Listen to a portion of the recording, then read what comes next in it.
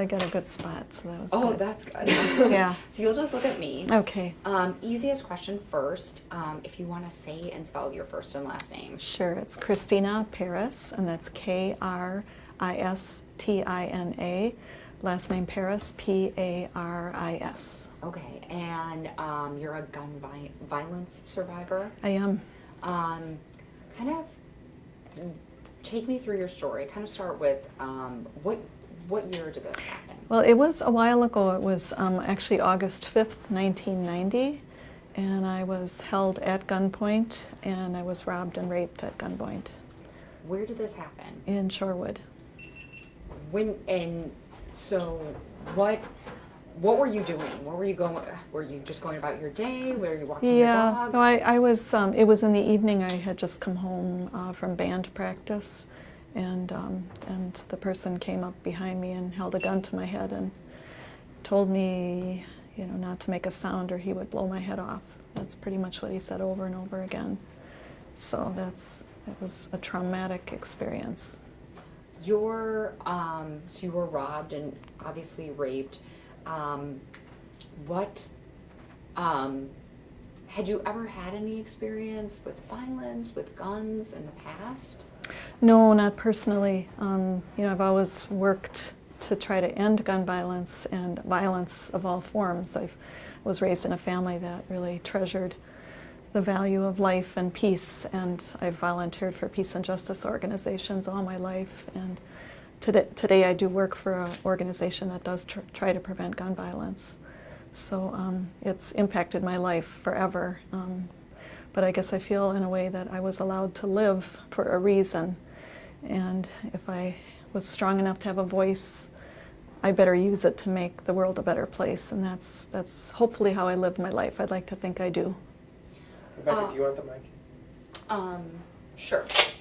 Sorry. That's okay. It doesn't even have to look pretty, just... No, I'll just stick it on. Sorry, usually we have this all Oh no, that's up fine. already. So this was, you had said the date before. Was it August? Yeah, August 5th, 1990. 1990. And so I guess before this had happened, had you always, felt safe in your community, felt safe just living your life? Yeah, I mean, I did feel safe in the past, and I know things happen though, and I had felt safe. What?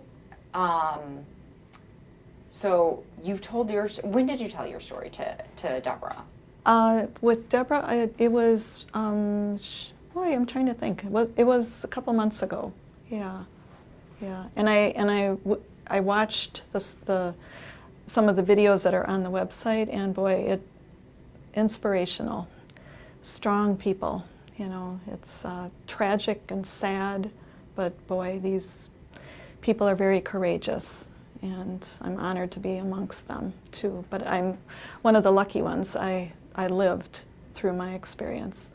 A lot of the experiences that I heard on the website that Deborah had interviewed, these are, parents and sisters of, siblings and parents of those who have died, and that's just really, really sad.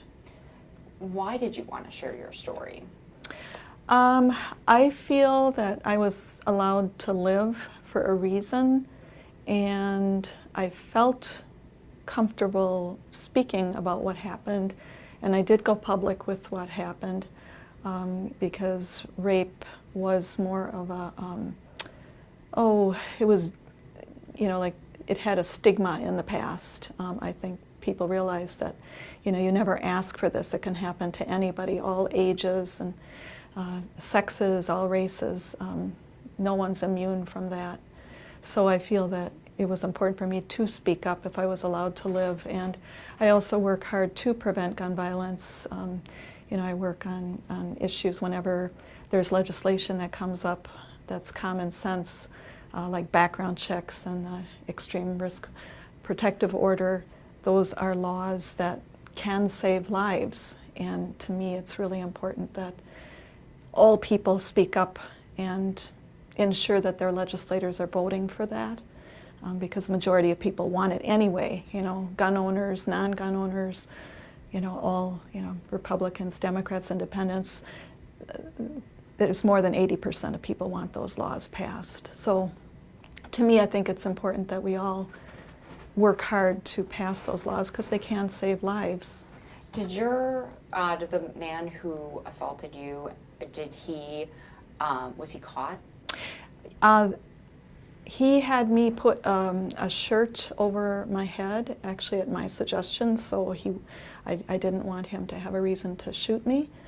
And the person that I think was my assailant, because I was, I chose him in a lineup by his voice and build. I said 80% that I thought it was him, and he is in jail now, and he had raped numerous people over. He'd been in and out of jail, and he did rape numerous women, all ages, using a gun, from what I heard in the trials, for all of them. What I find is interesting is people have gotten justice in some sense, and then they still want to go through what they're doing, what Deborah's doing. Mm-hmm. What's different about what she's doing that makes you want to share your story in a different way? Because a lot of times people feel like, well, I want justice, or I want whatever, but from Deborah's point, she couldn't feel complete until years later, mm-hmm. when she could start to share her story and do things like that. Are you feeling the same way, or? I am. I guess the way I've seen my experience of the assault as a book, and with every event the page gets turned. I don't think the book will ever close, because you are never the same after this happens to you. I've gone through many different things with that, really jumpy, paranoia, hypervigilant, things like that. But each person in their own way needs to heal. And for me, I think by sharing my experience, if it inspires other people to take action to prevent this from happening, it's really important. Whether it be, like with the gun issue, of course, there's common sense gun legislation, that's a no-brainer. Mm-hmm. But then as far as if you know somebody who's had a violent act against them, just to be supportive, to listen, don't be judgmental. I came home at 11 at night. Some people say, why were you coming home that late? Well, that's not a reason to be assaulted ever. If you're drunk, that's also not a reason. If you're wearing a short skirt, that's not a reason either. There's a lot of things, to educate people about. And so if my experience can help make things better and to prevent one rape, prevent one gun violence act, then I'm happy. And so that's why I continue to speak out. And when Deborah approached me, she is a really warm and strong woman, and I know she went through hell losing her son, and there's like this bond, I think, with her that you feel comfortable speaking, because it's not easy to talk about this, but she makes it okay, and I think that these experiences hopefully will inspire people to action, and definitely our legislators need to listen to us too, because they represent us, and if we want laws that can save lives, that's important instead of pandering to the gun lobby. They represent us, and that's really important. I know there's probably going to be other survivors out there who hear of something like this, who maybe have never shared their story. What would you say? How does this help you, or how do you feel different? Or I don't know if it helps you, or how do you feel different after doing this? I think, for me at least, after sharing my experience, I feel stronger. Like it opens the wound again, but it makes me feel stronger that here I am. I'm alive. I survived hell and back, but I'm here to speak. And so I think by sharing your experience, I think there's a strength that comes out of it, a quiet strength. And also you feel connected with others too. You know, when I saw some of the experiences on the website, like there were several people that every year will do something to, you know, like sponsor a family or help, you know, take care of children at a school, or, you know, take up a collection and do something positive in the name of their lost loved one. And that's really great. You know, that did my heart well to see that.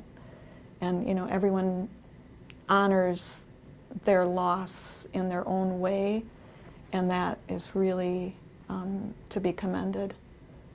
Yeah. Okay. Well, you were fantastic. I don't know if I need anything